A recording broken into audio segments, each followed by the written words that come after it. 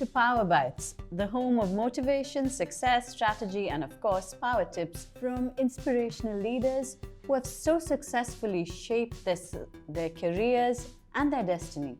With us today is a female role model who I personally am so inspired by. And it makes me really happy that as Dean of the College of Fine Arts and Design at the University of Sharjah, she is in the perfect place to be a source of inspiration and influence on future leaders. Dr. Nadia, thank you so much for bringing leadership power to PowerBytes. Thank you for having me. So, Doctor, you have had such a rich and varied journey. Could you tell our viewers a little more about it? Well, I started as an architect. I finished my undergraduate degree at the University of Baghdad last century, so it's been a while ago.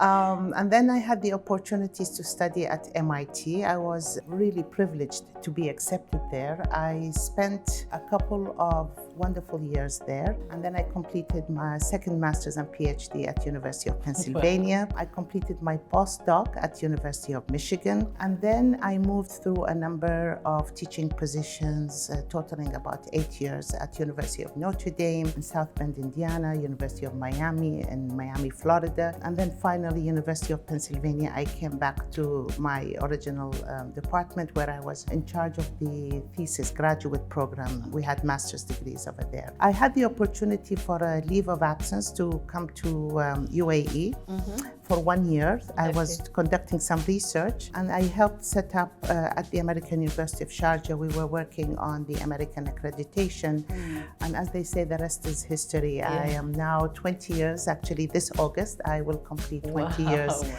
here in the UAE. My journey in the UAE was really fascinating. I found a love for setting up programs, which is something you don't get to do in the States. Most of the programs are, I went to, exactly, established university as Ivy League schools. This passion led me through setting up also the first female program at the previously known Petroleum Institute, where I was the dean of the program WISE, Women in Science and Engineering. I was there for quite a while, and then I moved back to Sharjah, and here I am now. I think hopefully this will allow me to spend some time to set up the deanship and the College of Fine Arts and Design. I think it would have been easier to ask you the universities that you haven't been involved. It's not something you set up. It's not something you set up. I think you always, usually in the States, you find a university that you're comfortable with, and then you are there for life, and that's what the tenure system is for. Here in the UAE, I think, as I mentioned, these programs that I'm privileged to work with, normally I tend to be attracted to places where I become an agent of change or an agent of development. I found that I have less patience for just operating something. It's the thrill of setting it all up. Exactly. I think that's where my passion is. And how do you perceive success? How do you know that you've achieved something and it's a success? I think it's a couple of things. Of course, the most important thing, which is what a university looks for, so that's at the level of the employer, is when you actually move forward. So either I come because there is something that doesn't exist, and then you meet the expectations of the university or the institution, or that you bring in bigger numbers, quality, quantity. It depends on what the situation is. So success, that one is actually more tangible. Even the qualitative part, I consider it more tangible. So we're in the news, people start talking about us, things like that. But for me personally, as an employee, I think success is when I have a vision and I have a plan, and I feel that it is there. We have set it up, and now it's moving. So that for me is materialized. Exactly. At least what I had in my mind, maybe not on paper, or maybe I've seen something somewhere, and I thought I would like to bring it to my institution, and it actually works. For me, that's the personal success. And where you are today, personally and professionally, is that a result of you having a strategy that you followed, or did it just happen and you shaped things along the way? Oh, there is the politically correct answer and there's the personal Go answer. for the personal answer. My background is in design, so definitely designers are more in the creative world, and we do not follow the business model. In the moment. Exactly, in the moment. So to be honest with you, the answer was no, I did not come up with a strategy. However, having said that, for every stage of my career, after receiving my PhD and with my first position, I always wanted to ensure that I'm at the top of my game within that position. So I did not start as an assistant professor with the intention that I'm going to become a dean.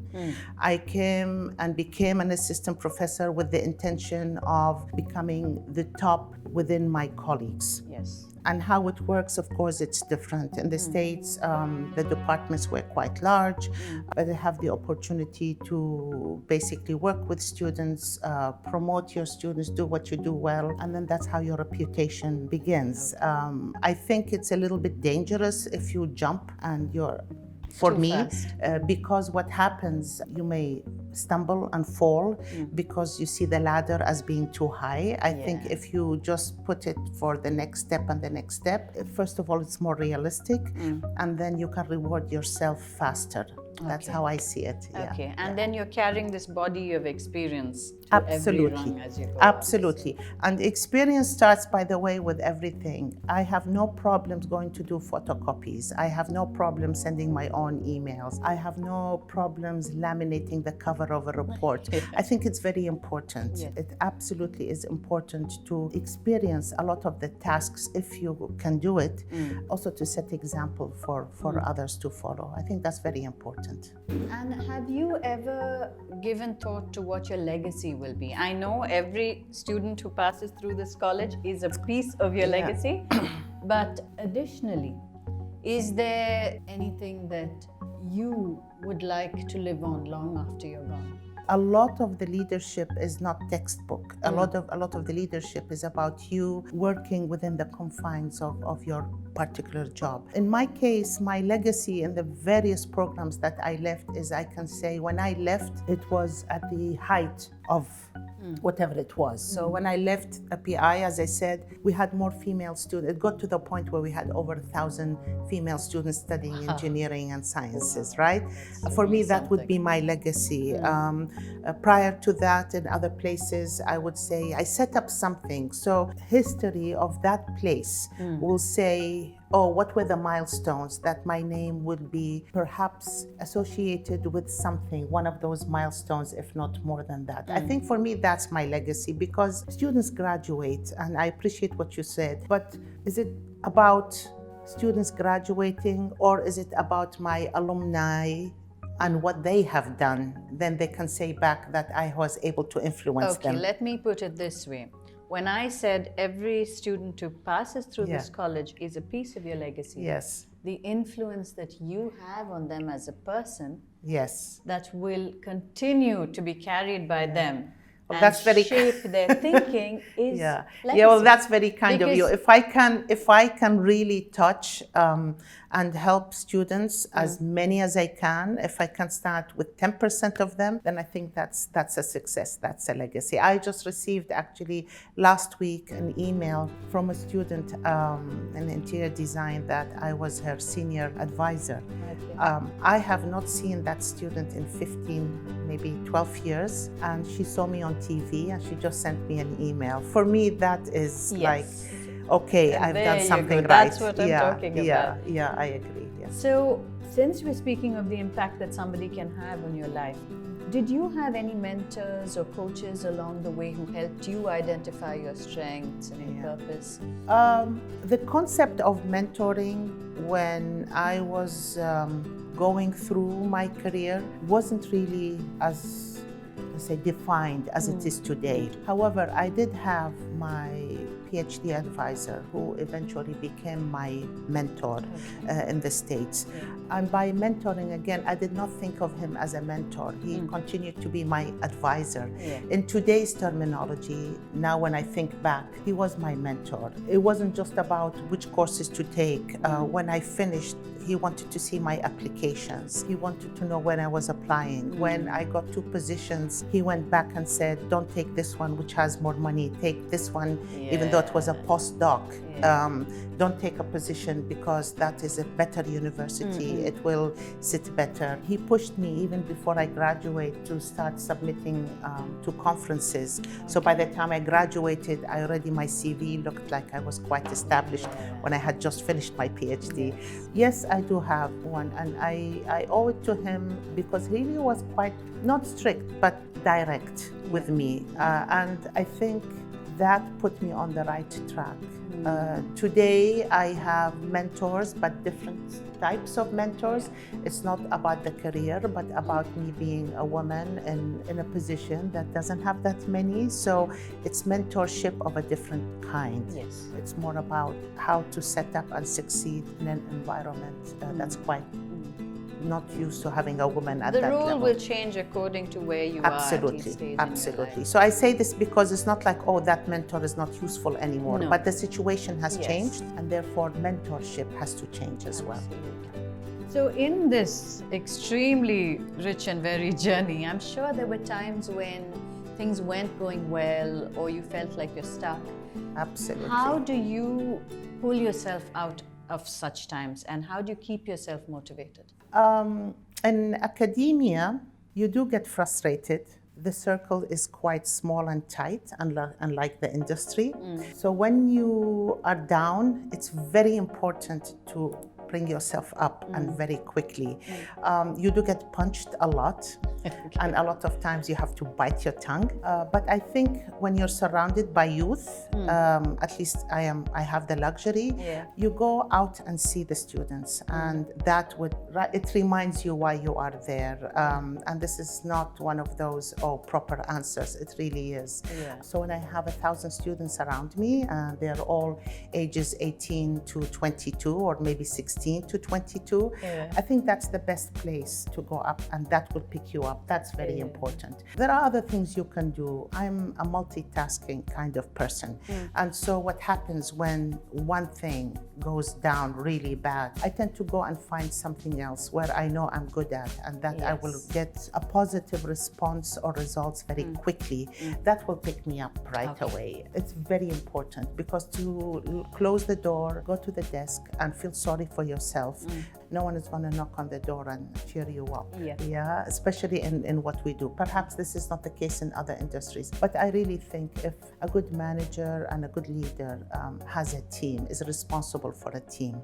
And so if you can't call your mentor and pour your guts, then I think go out to who your people are, and you'll be surprised how quickly they will pick you up. That's nice. That's very nice. So I know that you are a very respected and loved leader, and that's a tricky balance to achieve.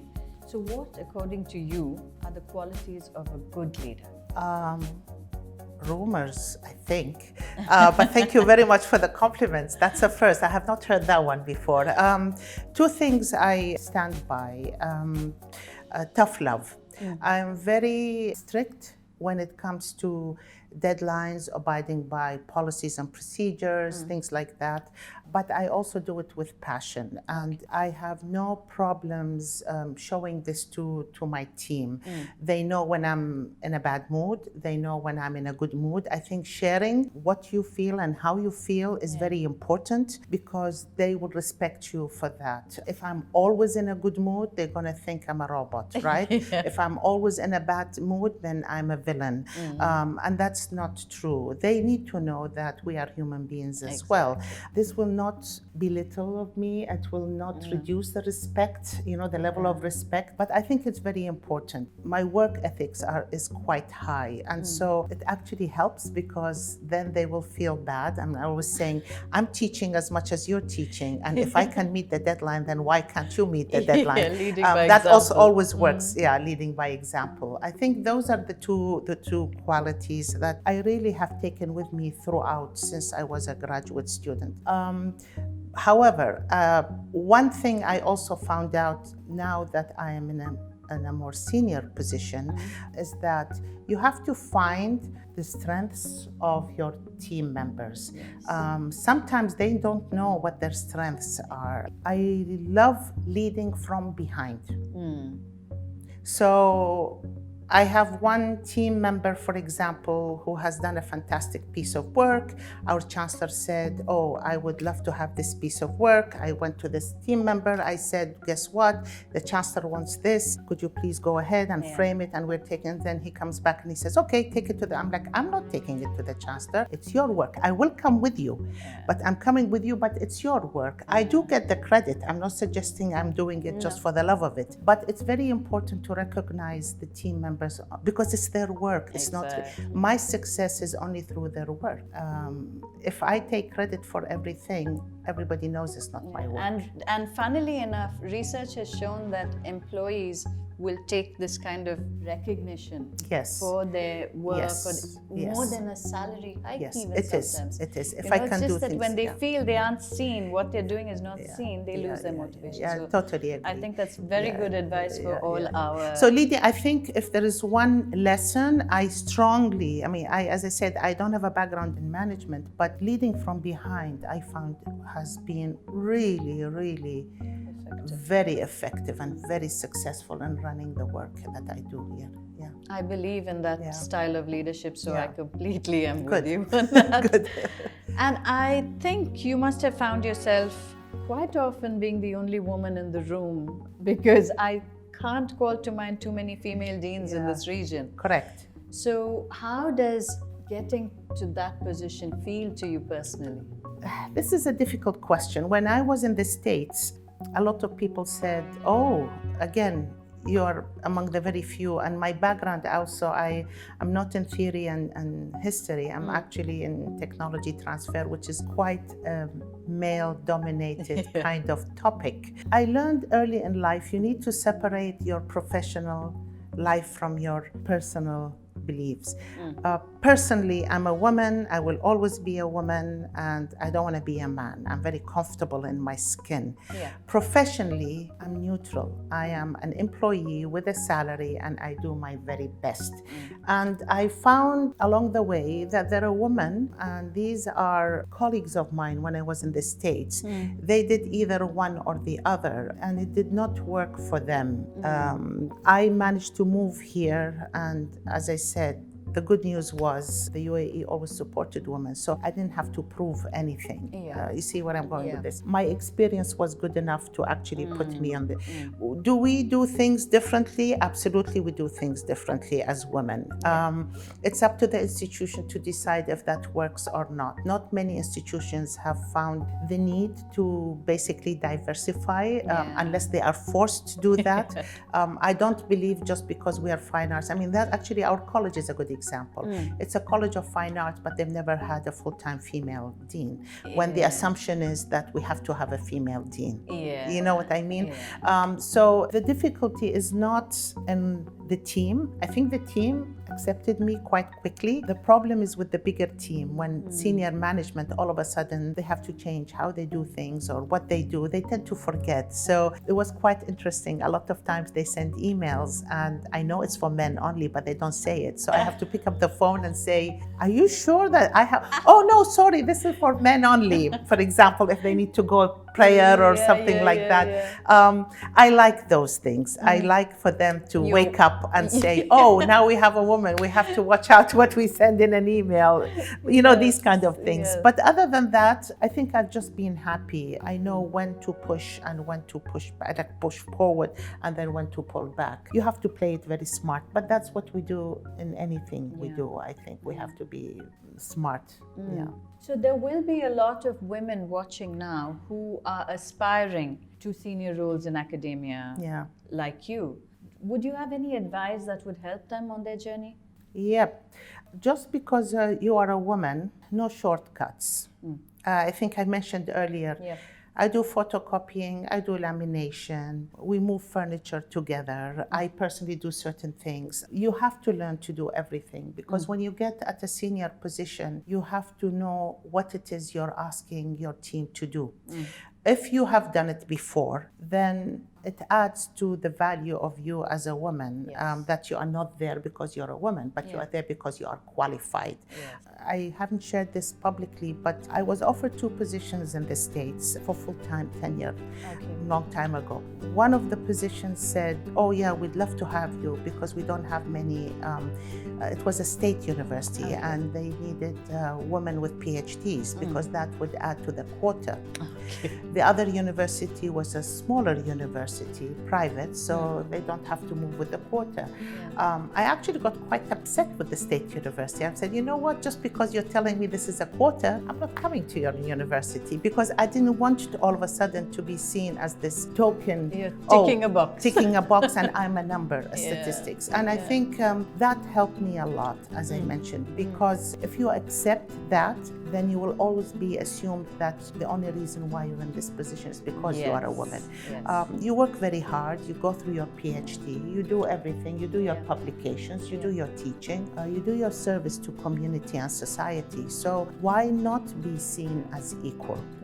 So it should be gender neutral when it comes to the qualifications. Yes, and within what you can do. I'm not asking that we start moving furniture, you know, like big pieces of furniture. I'm not asking to do that, but we should basically be receptive and be open and don't say no. Rarely do I say no. I'm always eager to add to my portfolio and my CV. Even now as a dean, in the summer, I've accepted to do 2, 3 things that normally I'm like, I don't need to do it, but I think I have to do it because I have to keep current.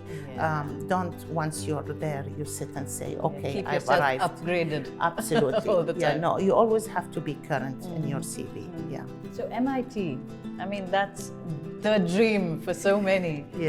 Could you share any of your most memorable moments there, or what was your biggest takeaway from being there? MIT is quite interesting. Actually, currently our home is just a couple of blocks away from MIT. So, MIT is quite interesting. I think what's memorable about MIT is not the academic part.